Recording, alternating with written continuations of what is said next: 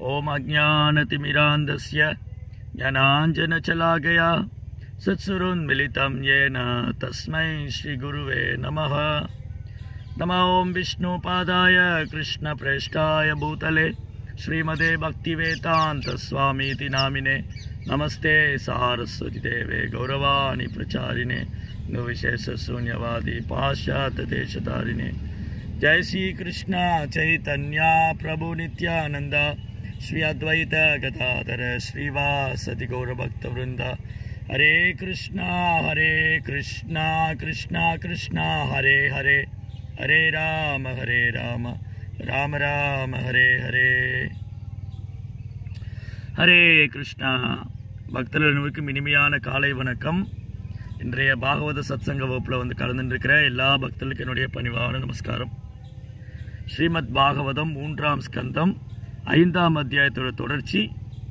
மைத்ரேய மகரிஷிக்கும் விதுர மகாத்மாவுக்கும் நடந்த உரையாடல். இன்னைக்கு படிக்கிற ஸ்லோகம் வந்து 27 முதல் 29 வரை.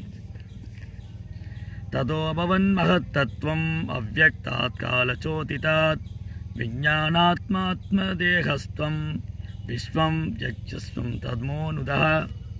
அதன் பிறகு நித்திய காலத்தினால் தூண்டப்பட்டு மகத்தத்துவம் எனப்படும் மொத்த பௌதிக சக்தி தோன்றியது. பரமபுருஷர் தமது சொந்த உடலிலிருந்து தூய நற்குணமான இந்த மகத்தத்துவத்திற்குள் பிரபஞ்ச தோற்றத்துக்குரிய விதைகளை பதித்தார். ஸ்வபீயம்ச குணகாலாத்மா பகவத் திருஷ்டிகோச்சரः ஆத்மானம் வ்யகரோத் ஆத்மா விஸ்வஸ்யாஸ்ய சிக்ஷுக்ஷயா. அதன் பிறகு மகத்தத்துவமானது தோற்றுவிக்கப்படவிருக்கும் ஜீவன்களின் களஞ்சியமாக பல்வேறு வடிவங்களில் தன்னை பிரித்து கொண்டது.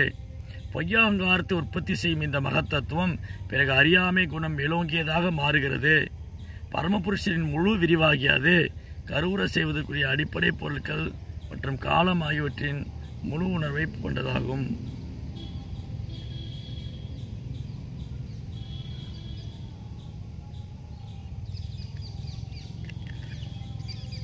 பதம் 29.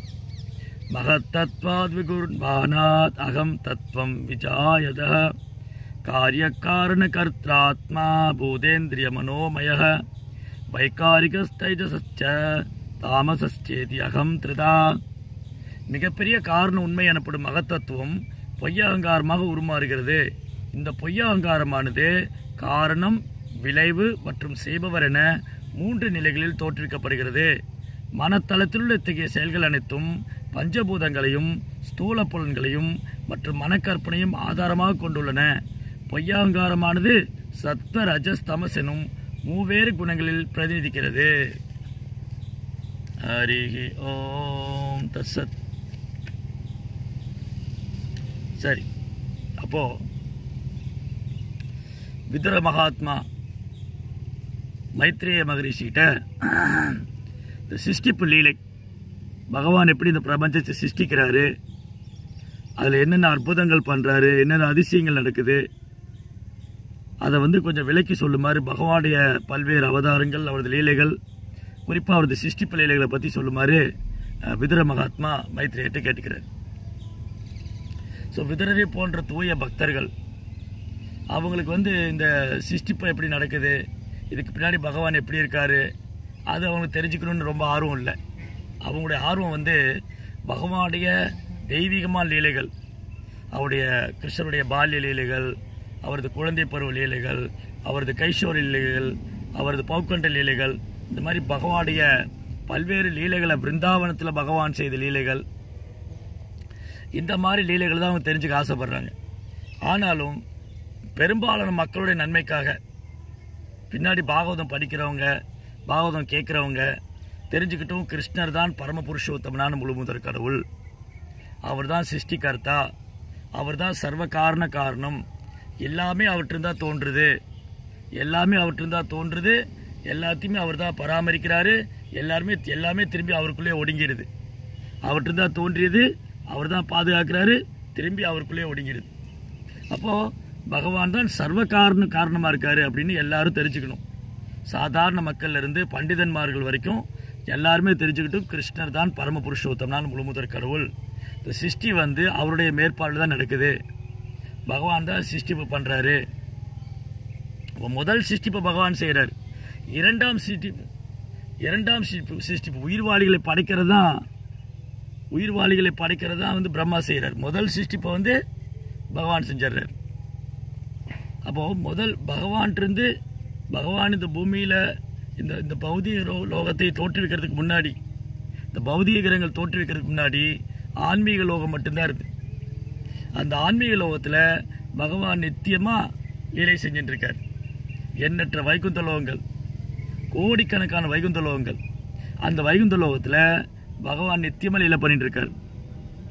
நீங்கள் இப்போ பாகவதம் முதல் ஸ்கந்தத்தில் பார்த்தீங்கன்னா அந்த வைகுண்டத்தோடைய அட்டை படம் இருக்கும். பாகவதம் ஃபர்ஸ்ட் கேண்டோவில் அந்த புக்கில் வந்து மேலே கவரிங் ஷீட் இருக்கும், அட்டை படம். அதில் எண்ணற்ற வைகுந்த லோகங்கள் இருக்கும். நடுவில் வந்து கோலோக விருந்தாவனம், வைகுந்தாவுடைய கேபிட்டல் வந்து கோலோக விருந்தாவனம். அது ஒரு தாமரை மாதிரி இருக்கும். அந்த தாமரைக்கு நடுவில் ஒரு அழகான அந்த மஞ்சள் நிற மகரந்தம், அதுதான் பகவானுடைய கோலோக விருந்தாவனம். அதை சுற்றி 1000 இதழ்கள், அந்த தாமரையில் 1000 இதழ்கள், அதை சுற்றி எண்ணற்ற வைகுந்த லோகங்கள். அந்த ஒரு வைகுந்த லோகத்திலையும் பகவான் 4 கரத்தோடு சேவை சாதிக்கிறார். வனமாலி கதி சாங்கி சங்கி சக்ரி சனந்தகி ஸ்ரீமான் நாராயணோ விஷ்ணு வாசுதேவோ பிரகக்ஷது. இந்த வாசுதேவ் கிருஷ்ணர் என்றும் பாடாது வைஜெயந்தி மாலை, மார்புல ஸ்ரீவஸ்தகுரி, கழுத்துல கௌஸ்துவமணி, மஞ்சள் நிற பீதாம்பராடை, சங்க சக்கர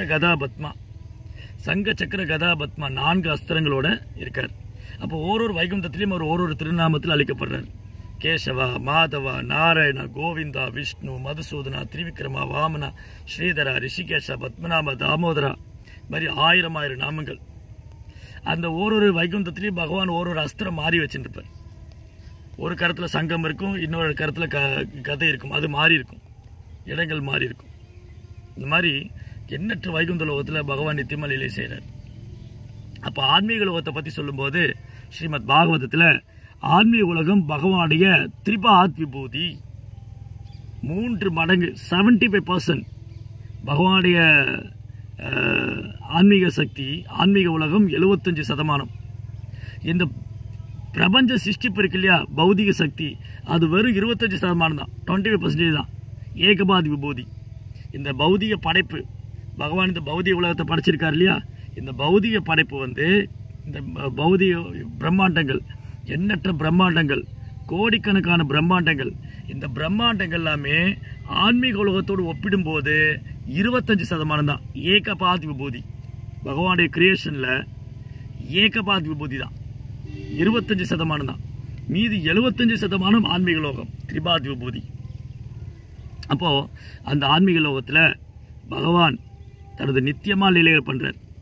அப்போ தன்னை வந்து தன்னுடைய ஆனந்தத்தை அதிகரிச்சுக்கிறதுக்காக, தன்னுடைய ஆனந்தத்தை மேலும் அதிகரிச்சுக்கிறதுக்காக அவர் தன்னை பல்வேறு விதங்களை விஸ்தாரம் பண்ணுறார்.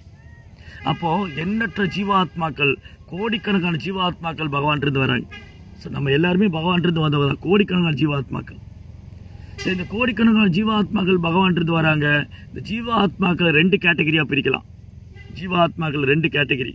ஒன்று க்ஷரா, இன்னொன்று அக்ஷரா. ஒன்று வந்து விழக்கூடிய ஆத்மா, இன்னொன்று வீழ்ச்சி அடையாத ஆத்மா. ஒன்று வந்து பந்தப்பட்ட ஆத்மா, இன்னொன்று கட்டுண்ட வாழ்க்கை விடுபட்ட ஆத்மா, முக்தி பெற்ற ஆத்மா. நித்திய சித்தா, நித்திய பத்தா.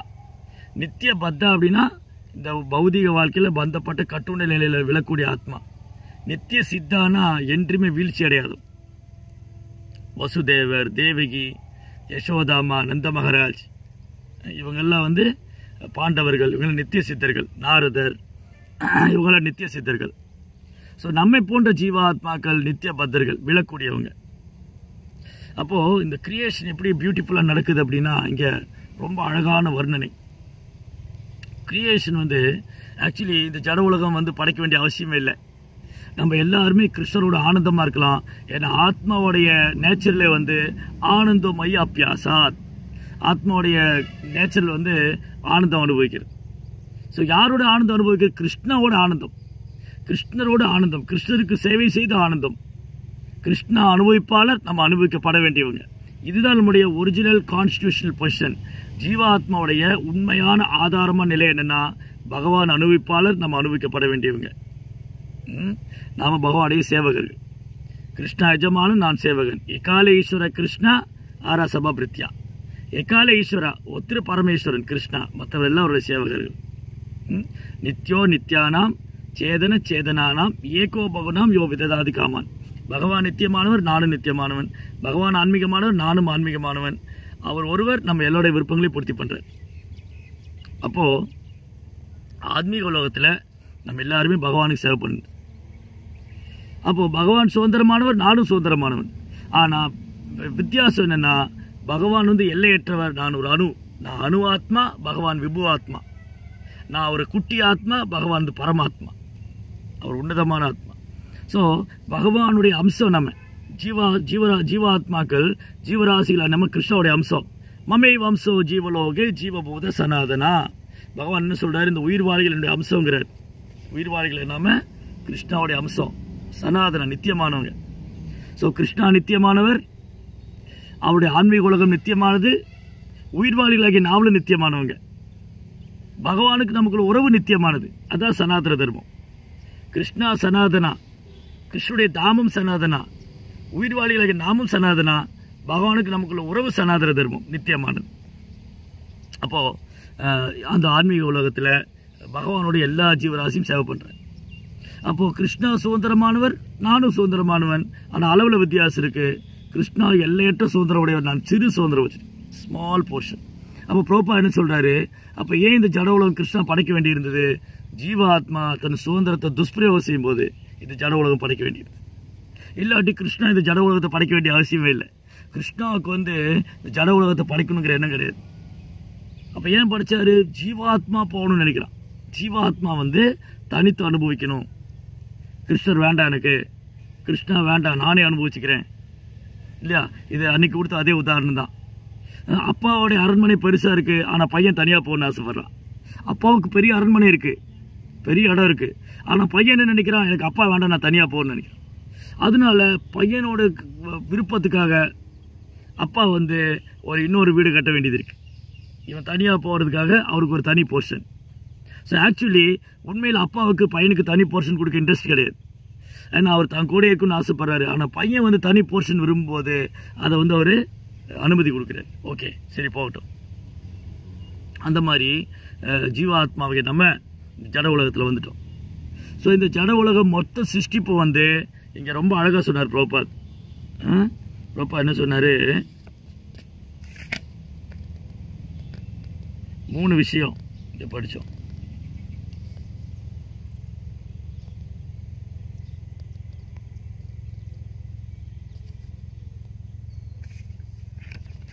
என்ன 3 விஷயம் படித்தோம்? ஒரு நிமிஷம்.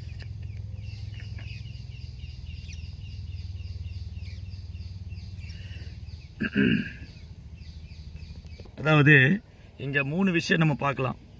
காண்பவர், காரணம், விளைவு. காண்பவர், காரணம், விளைவு, 3 விஷயம். யார் காண்பவர்? பகவானே காண்பவர். மயாதக்ஷேன பிரகிருதி. பகவான் தன் பார்வையை செலுத்தும் போது, பகவான் பார்க்க ஆரம்பித்தோடனே இந்த பௌதிக இயற்கை செயல்பட ஆரம்பிக்குது. அதனுடைய விளைவு சிருஷ்டிப்பு நடக்குது. அப்போது படைப்புக்கு தேவையான மூலக்கூறுகள், இப்போ இங்கே மகத்தத்துவம்னு படித்தோம். மகத்தத்துவம் இந்த 24 மூலக்கூறுகள் சேர்ந்தது மகத்தத்துவம். 5 பஞ்சமகாபூதம், நிலம், நீர், நெருப்பு, காற்று, ஆகாயம். 5 கர்மேந்திரியம், 5 ஞானேந்திரியம், 5 அறிவு புலனுறு பொருட்கள், மனம், புத்தி, அகங்காரம், பௌதிகின் 3 குணங்கள். இதெல்லாம் பகவான்கிட்ட தோன்றுது. இது பகவான்கிட்ட தோன்றும் போது, பகவான் இது மேல் தன் பார்வையை செலுத்தும் போது தான் இது இயங்க ஆரம்பிக்குது. அதுக்கப்புறம் இந்த ஜடேற்கின் முக்குணத்தினால உயிர்வாளிகள் செயல்பட ஆரம்பிக்கிறாங்க. அப்போ இந்த ஒட்டுமொத்த சிருஷ்டிப்பும் மகத்தத்துவத்தில் நடக்குது. இந்த மகத்தத்துவம் பகவான்கிட்ட தோன்றியது.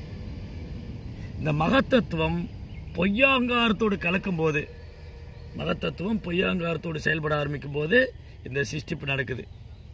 அது 3 பொய்யாங்காரம் எதனால விளையுது? 3 குணத்தினால விளையுது. சத்வ, ரஜஸ், தமஸ். ஸோ இந்த ஜடையர்க்கின் 3 குணத்தினால தான்.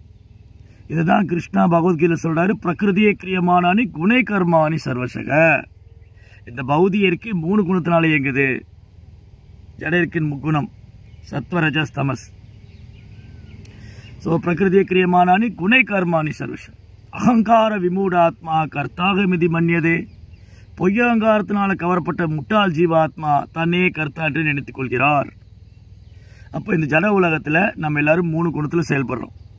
தமோ குணத்தில் உள்ளவங்க எப்படி இருப்பாங்க, ரஜோ குணத்தில் இருக்கிறவங்க எப்படி இருப்பாங்க, சாத்விகமான குணத்தில் எப்படி இருக்காங்க. தமோ குணத்தில் இருக்கிறவங்க, ஸோ பெரும்பாலும் தமோ குணத்தில் இருக்கிறவங்க இந்த படைப்பை பற்றி ஒன்றுமே தெரியாது அவங்களுக்கு. இது எப்படி நடக்குது, இந்த படைப்பு எப்படி செயல்படுது, இந்த பிரபஞ்சம் எப்படி இயங்குது, படைப்புக்கு பின்னாடி யார் இருக்காங்க, இதெல்லாம் தெரியாது. அவங்களுக்கு தெரிஞ்சது ஒன்று தான், இந்த பௌதிக உலகம் நம்ம அனுபவிக்கிறதுக்காக, இந்த படைப்பு நம்ம புலன்களை திருப்திப்படுத்துறதுக்காக. அப்போது நான் இந்த உடலெல்லாம் ஆத்மாங்கிறத மறந்து தன்னை உடலோடு அடையாளப்படுத்திக்கிறேன். முதல் பொய்யங்காரம் என்னென்னா அந்த உடலோடு அடையாளப்படுத்திக்கிறது. தமோ குணத்தில் இருக்கிறவங்க அறியாமையினாலையும் பொய்யங்காரத்தினாலையும் நான் இந்த உடல். அப்போது தமோ குணத்தில் இருக்கிறவங்க அறியாமையினாலும் பொய்யங்காரத்தினாலும் என்ன நினச்சிக்கிறாங்க, நான் இந்த உடல் தான் எல்லாமே, என்ன எல்லா அவங்களுடைய செயல் நடவடிக்கை எல்லாமே. அவரோட தமோ குணத்தில் இருக்கிறவங்க அறியாமை குணத்தில் இருக்கிறவங்களுடைய நடவடிக்கை எல்லாமே பார்த்தீங்கன்னா இந்த உடலை திருப்திப்படுத்துறதுக்காக தான் இருக்கும். எப்படியாவது புலன்பு அனுபவிக்கணும், இந்த உடலை திருப்தி செய்திடணும், நான் இந்த உலகமே நான் அனுபவிக்கிறதுக்காக தான், இந்த படைப்பை அனுபவிக்கிறதுக்காக தான், அதனால் எல்லாத்தையும் அனுபவிச்சிடணும், இருக்கிற வரைக்கும் எல்லாத்தையும் அனுபவிச்சிடணும் அப்படிங்கிறது தமோ குணம். அடுத்து ரஜோ குணத்தில் இருக்கிறவங்க ரொம்ப ஆக்ரோஷமாக வேலை பார்ப்பாங்க. அவங்களும் இதே மாதிரி தான், இந்த உலகம் அனுபவிக்கிறதுக்காக அப்படின்னு கடினமாக உழைப்பாங்க. அப்புறம் அவங்க தேவதை வழிபாட்டுக்கும் போவாங்க, பல்வேறு தேவர்களை வழிபடுவாங்க. அப்புறம் அவங்க பல திட்டங்கள் போடுவாங்க, இந்த ஜட உலகத்திலிருந்து எப்படி புலன்பத்தை மேலும் விரிவுபடுத்தலாம் அப்படின்னு அவங்க திட்டம் போட்டுக்கிட்டே இருப்பாங்க. இப்படி ரஜஸ் தமஸ், ரஜோகுணம் தமோ குணத்தினால உந்தப்பட்டவங்க, ரஜோகுணம் தமோ குணத்தில் இருக்கிறவங்க தன் இந்த உடலோடு அடையாளப்படுத்திக்கிட்டு நான் இந்த உடல் தேவைகளை பூர்த்தி பண்ணுறதுக்கு தான் இந்த வாழ்க்கை, வேறு எதுக்கும் இல்லை, அதனால் இந்த வாழ்க்கை தற்காலிகமானது, இருக்கிற வரைக்கும் அனுபவிச்சிடணும் அப்படின்னு எல்லாம் திட்டம் போடுவாங்க. ஆனால் சாத்வீகமான குணத்தில் இருக்கிறவங்க முதல்ல நான் இந்த உடலெல்லாம் ஆத்மாங்கிறத தெரிஞ்சுக்க முயற்சி பண்ணுவாங்க. அவங்க நான் இந்த உடலெல்லாம் ஆத்மா. ஆனால் அங்கே என்ன பிரச்சனைனா, சாத்வீகமான குணத்தில் இருக்கிறவங்க வேதங்களை பின்பற்றுவாங்க, வேதங்களை சொல்ல கர்மகாண்டங்களை பின்பற்றுவாங்க, பலநோக்கு செயல்களில் ஈடுபடுவாங்க. அப்புறம் அவங்க கடவுளுக்கு உருவம் இல்லை, அவங்க அருவமானவங்க, கடவுள் உருவமற்றவர் அப்படின்னு அவங்க பலவிதமான தத்துவங்களில் போவாங்க, பலவிதமான தத்துவத்தில் போவாங்க. இப்படி தான் இந்த ஒட்டுமொத்த ஜட இயற்கையும், இந்த ஒட்டுமொத்த பௌதிக சிருஷ்டிப்பு எப்படி நடக்குது, பௌதிக படைப்பு இப்படி தான் இயங்குது. 3 குணத்தில் இயங்குது. அறியாமை குணத்திலையும் தீவிர குணத்திலையும் இருக்கிறவங்க தன்னை உடலோட அடையாளப்படுத்திக்கிட்டு உடல் சார்ந்த விஷயங்களே திட்டம் போட்டு இதை நம்ம கண் கூட பார்க்குறோம். அதுக்கப்புறம் சாத்வீகமான குணத்தில் இருக்கிறவங்க இறைவனோடு 2 கலந்து விட வேண்டும், இல்லை மேல் உலகத்துக்கு ஏற்றம் பெறணும், இல்லை புண்ணிய கர்மாக்களை செய்யணும். இப்படி அப்போ சுத்த சாத்வீகமான நிலையில் இருக்கிறவங்க தூய பக்தர்கள் அவங்கள சந்திக்கும் போது தான் நம்ம வாழ்க்கையில் ஒரு சுத்த பக்தர் வரும்போது, அல்லது சுத்த பக்தர் எழுதிய புத்தகங்கள் அது நம்ம கைக்கு வரும்போது தான் நம்ம குறைந்தபட்ச சாத்வீகமான குணத்துக்காக வர ஆரம்பிப்போம். ரஜஸ்தமசிந்து விடுபட்டு ரஜோகுணம் தமோ குணத்திலிருந்து விடுபட்டு குறைந்தபட்சம் சாத்வீகமான குணத்திலே இருக்க முயற்சிப்போம். அப்போ பாருங்கள், ஒட்டுமொத்த பௌதிக படைப்பும் ஒட்டுமொத்த பௌதிக உலகத்திலையும் ரஜோகுணம் தமோ குணம் அதிகமாக இருக்கிறவங்க தான் இருக்காங்க. அப்போ பிரபுபாதரை போன்ற ஒரு சுத்த பக்தர், பிரபுபாதர் எப்பவுமே சுத்த சாத்விக நிலை, அதாவது நித்திய சித்தர்கள் பகவானுடைய ஆன்மீக லோகத்திலிருந்து இறங்கி வரக்கூடிய சுத்த பக்தர்கள் எப்போவுமே சுத்த சாத்விகமான நிலையில் இருக்காங்க. அத்தகைய பக்தர்களை நம்ம சந்திப்பதாலேயோ, இல்லை அவங்ககிட்ட கேட்கறதுனாலையோ, இல்லை அவங்களுக்கு சேவை பண்ணுறதுனாலையோ, அவங்க எழுதிய புத்தகங்களை வாசிக்கிறதுனால, அவங்களுடைய விளக்கங்களை படிக்கிறதுனால, அந்த வைணவர்களுடைய கருணையால் நாம் இந்த பொய்ய அகங்காரத்திலிருந்து விடுபடலாம். பொய்ய அகங்காரத்திலிருந்து விடுபட்டு நான் இந்த உடலெல்லாம் ஆத்மா, நான் நித்தியமானவன், நான் அழிவற்றவன், நான் ஆன்மீகமானவன், இது முதல் பாடம். அதுக்கப்புறம் இந்த தளத்தில் செயல்பட ஆரம்பிக்கும். சாதுக்கள்கிட்ட இருந்து கேட்டு பக்தர் சங்கத்தில் வந்து இதெல்லாம் கேட்டு செயல்பட ஆரம்பிக்கும் போது நமக்கு பொய் அகங்காரத்துலேருந்து கொஞ்சம் கொஞ்சமாக விடுபட ஆரம்பிப்போம். பொய் அகங்காரத்துலேருந்து விடுபட்டு உண்மையான அகங்காரம், 2 அகங்காரம் உண்டு. ஒன்று பொய் அகங்காரம், இன்னும் உண்மையான அகங்காரம். பொய் அகங்காரம் என்னது? நான் இந்த உடல்னு என்ன இந்த உடலோடு அடையாளப்படுத்திக்கிறது, உடல் சார்ந்த விஷயங்களுக்கு திட்டமிடுவது. உண்மையான அகங்காரம், நான் இந்த உடலெல்லாம் ஆத்மா, நித்தியமானவன், நான் பகவானுடைய சேவகன், இது உண்மையான அகங்காரம். அப்போது ஆன்மீக பாதையில் கிருஷ்ண உணர்வு, கிருஷ்ண பக்திங்கிற தளத்துக்கு வரும்போது தான் நமக்கு பொய் அகங்காரத்திலிருந்து விடுபட்டு உண்மையான அகங்காரத்தில் செயல்பட ஆரம்பிக்கும். அப்படி உண்மையான அகங்காரத்தில் செயல்பட ஆரம்பிக்கும் போது தான் நம்ம படிப்படியாக சுத்த பக்திங்கிற தளத்துக்கு முன்னேற்றம் அடையும். இப்போ நம்முடைய பக்தி வந்து கலப்படமாக இருக்குது. இப்போ நம்ம செய்யக்கூடிய பக்தி, நம்ம சேவையெல்லாம் கலப்படம் இருக்குது. சில நேரங்கள் இந்த 3 குணத்தோடைய தாக்கம் இருக்குது. நம்ம பண்ணக்கூடிய சேவையில் இந்த 3 குணத்தோடைய தாக்கம் இருக்குது. அது ஜபம் செய்கிறதாகட்டும், சேவை செய்கிறதாகட்டும், எல்லாத்துலேயுமே இந்த 3 குணத்தோடு சம்மந்தம் இருக்குது. ஆனால் படிப்படியாக நம்ம இந்த கிருஷ்ண உணர்வில் செயலாட்டிகிட்டே வரும்போது நாம ஜபத்தில் கவனம் செலுத்தணும், சேவையை வந்து கவனமாக செய்யணும் அப்படின்னு கிருஷ்ண உணர்வில் நம்ம நிலை பெற்றுக்கும் முயற்சி பண்ணும்போது, சுத்த பக்தருடைய சங்கத்தில் வந்து அவங்ககிட்ட இருந்து கேட்கும்போது, அவங்களுடைய சங்கம் எடுத்துக்கும்போது, நாமளும் நம்ம மாதிரி பயிற்சி பண்ணக்கூடிய பக்தர்களும் படிப்படியாக சுத்த பக்திங்கிற தளத்துக்கு வரும். அப்போது இந்த ஒரு ஸ்டேஜ் இருக்கு இல்லையா, பிரம்மபூயாய கல்பதே மாமியச்சோ அபியபிச்சாரேன பக்தியோகே நஜ சேவையே சகுணான் சமதிதை தான் பிரம்மபூயாய கல்பதே. இப்போ கிருஷ்ணர் என்ன சொல்கிறாரு? அபியபிச்சாரேன பக்தி, கலங்கமில்லாத பக்தி.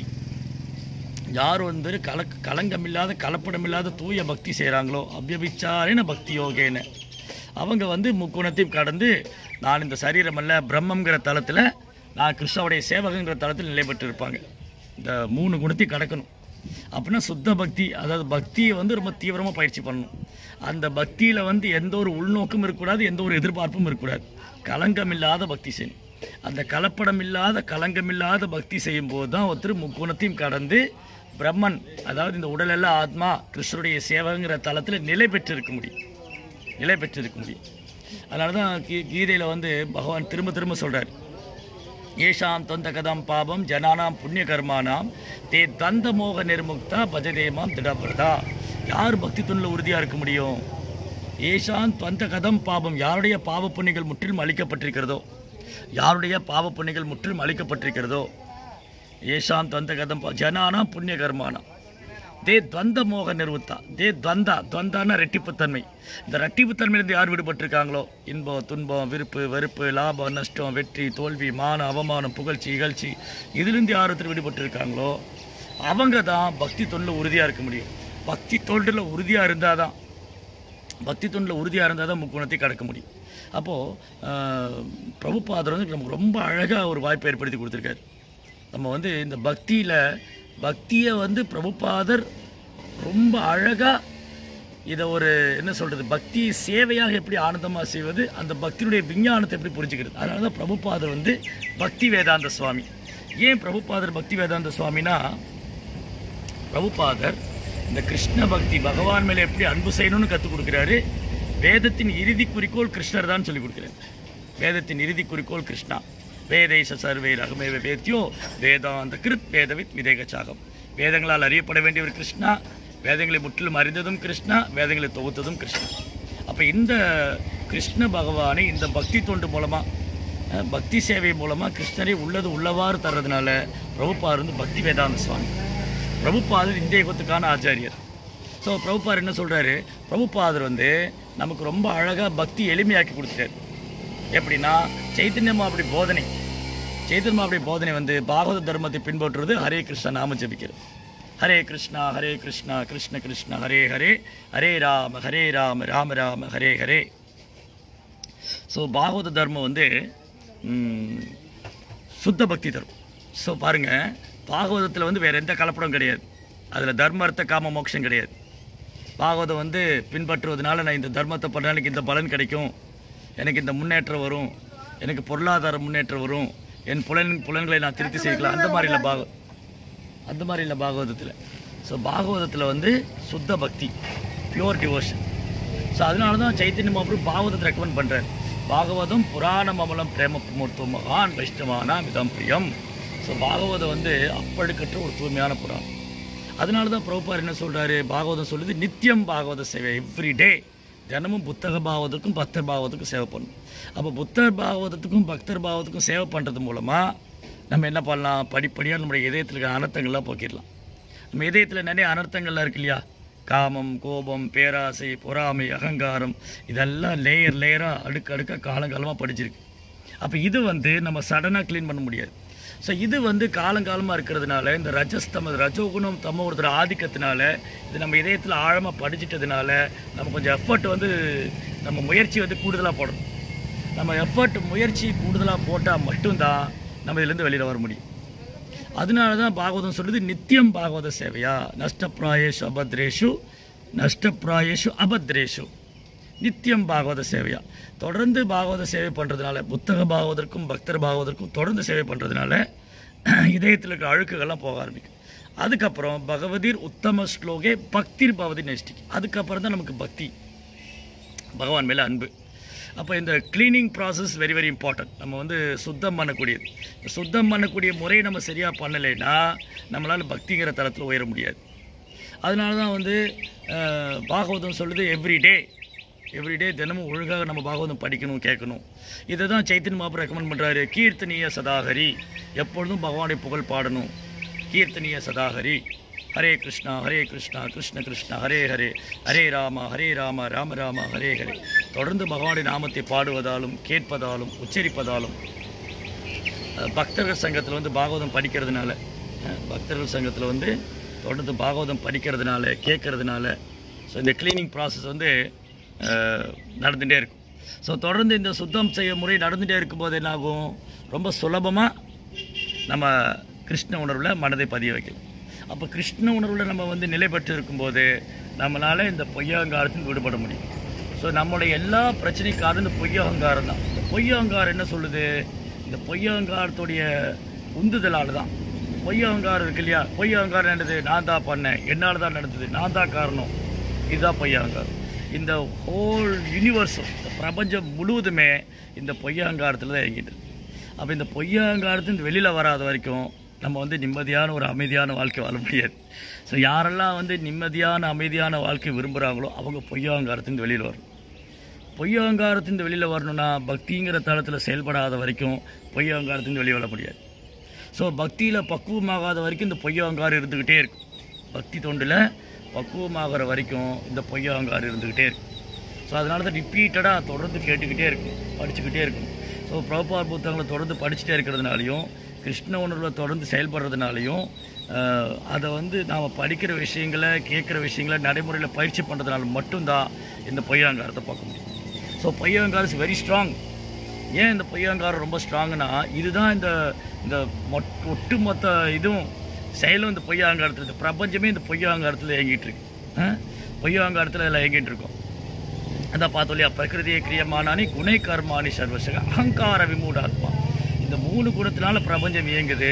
இந்த முக்குணத்துடைய பாதிப்பில் இருக்கிற ஜீவாத்மா தன்னை கர்த்தா நினச்சிக்கு, நான் தான் கர்த்தா. ஸோ ஆபர்ஷதானம் ஆத்ம தத்துவம். ஸோ நான் இந்த உடலெல்லாம் ஆத்மாங்கிறத மறந்துட்டு ஜீவாத்மா இந்த பொய்யகங்காரத்தினால தான் இது செயல்படுறேன். அப்போ நம்ம பொய்யகங்காரத்தின் வெளிப்படணும்னா பொய்யகங்காரமே இல்லாத பக்தருடைய சங்கம் ரொம்ப அவசியம். பொய்யகங்காரமே இல்லாத பக்தர்கள். அதனால தான் பாகவதம் முழுக்க சுத்த பக்தருடைய சரித்திரம்.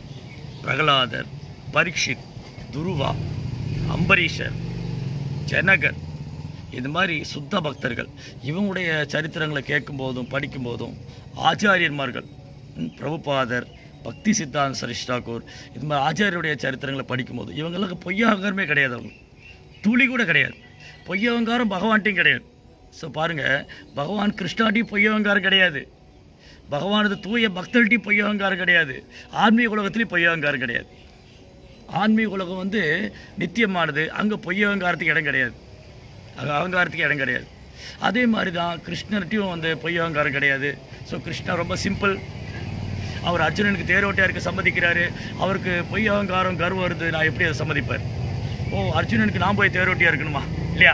ஸோ ஒருவேளை கிருஷ்ணாவுக்கு ஃபால்ஸ் ஈகோ இருக்குன்னு வச்சுக்கோங்களேன், அவர் எப்படி ஒத்துக்குவார்? நான் அர்ஜுனனுக்கு தேரோட்டியாக இருக்கேன், நான் பாண்டவருக்கு தூதராக போவேன், நான் நாரதருக்கு சேவை பண்ணுறேன். நோ. ஸோ கிருஷ்ணாட்ட பொய்யகங்காரமே கிடையாது. ஸோ கிருஷ்ணா வந்து பரிசுத்தமானவர், பவித்ரம். பவித்ரானாம் பவித்ரம் சோ மங்களானாம் ச மங்களம். கிருஷ்ணா தூய்மையானவற்றலாம் தூய்மையானவர், மங்களமானவற்றலாம் மங்களமானவர், அனைத்து தெய்வீகமாக சமஸ்த குணகண தாமா.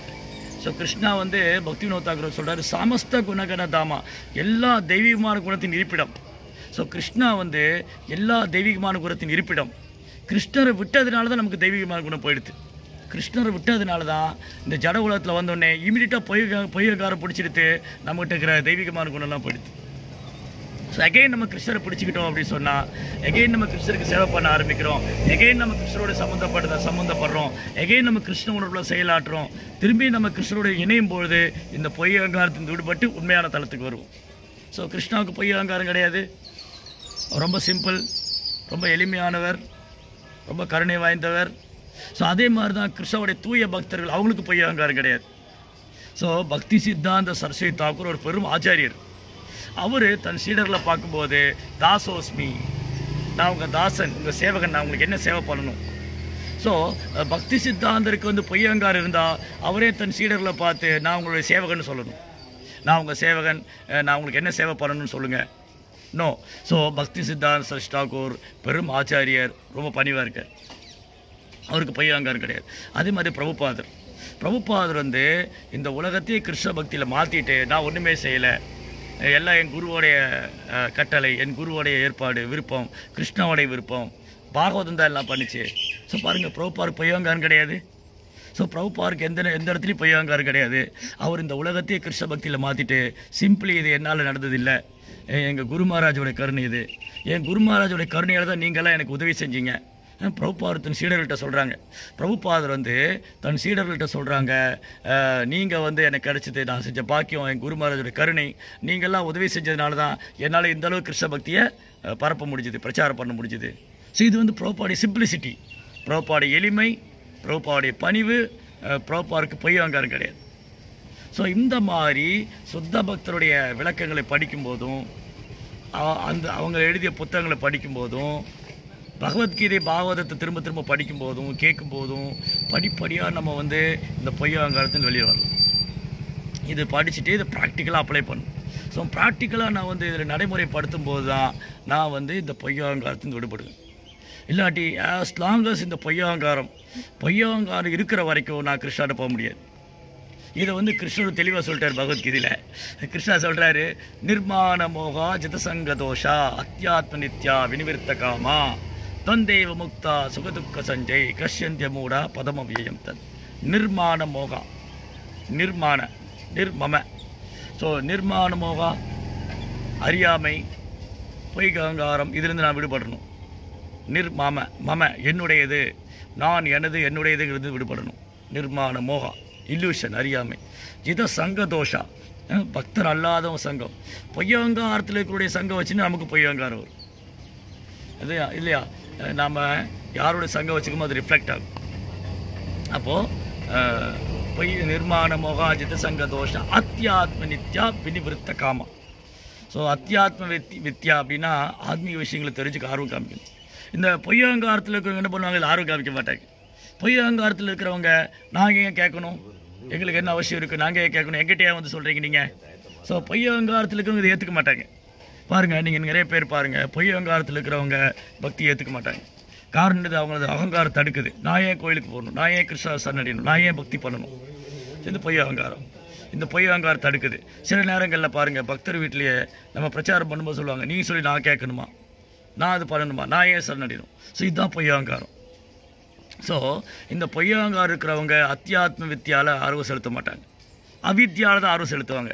ஸோ பொய் அகங்காரம் பெரும்பாலும் இருக்கிறவங்க அவித்யாவில் தான் ஆர்வம் செலுத்துவாங்க. அவித்யான்னு என்னது, இந்த ஜடக்கல்வி, இந்த பௌதீக விஷயம் சார்ந்த, உடல் சார்ந்த, புலன்கள் சார்ந்த கல்வி, அதில் அதிகம் ஆர்வம் செலுத்துவாங்க.